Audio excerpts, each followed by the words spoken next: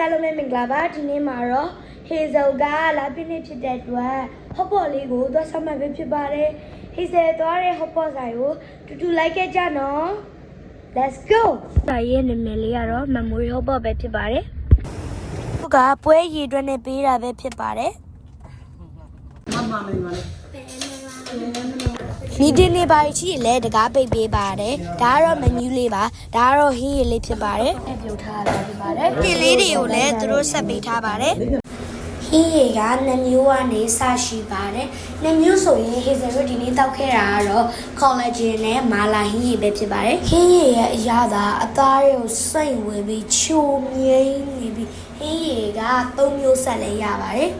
အသားရွက်အကုန်လုံးဆောက်ဆုံးလေးလေးရပါတယ်မရနိုင်တဲ့ local brand တွေရော export brand တွေရောရပါတယ်သူ့ရဲ့နာမည်အကြီးဆုံးအသားလုံးလေးကတော့ပဇွန်အသားလုံးရဲ့ဝက်မိုလုံးအသားလုံးရဲ့ပဲဖြစ်ပါတယ်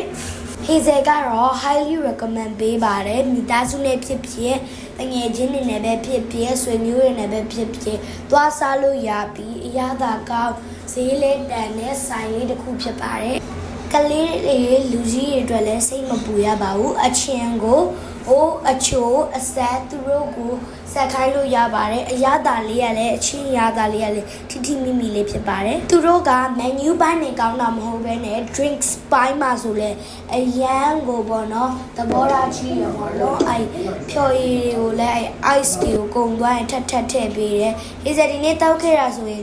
ကိုလာလေးတောက်ခဲ့တယ်ပေါ့နော်ဒါပေမဲ့တခြားတရုတ် drink တွေပေါ့နော် China drink တွေအများကြီးရပါတယ်တို့ရဲ့အရွက်လေးတွေကလည်းအရန်ကို fresh ဖြစ်တယ်ဘယ်ရွက်ဆိုရင်လေသူများဆိုင်နေလို့ကြမ်းကြမ်းအကြီးတွေမို့တို့ကတေးသေးလေးတွေနဲ့အဲ့လိုမကြမ်းနဲ့အဲ့လိုချစ်စရာလေးတေးလေးပြီးစားလို့ကလည်းအရန်ချိုတယ်ပြီး collagen ဟင်းရဲ့အရသာက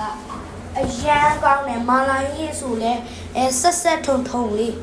ဒါစားပြီး bite တွေတွင်းသွားဒီနေ့ကတော့ဒီလောက်ပါပဲနောက်ဗီဒီယိုမှာပြန်တွေ့ကြမယ် bye bye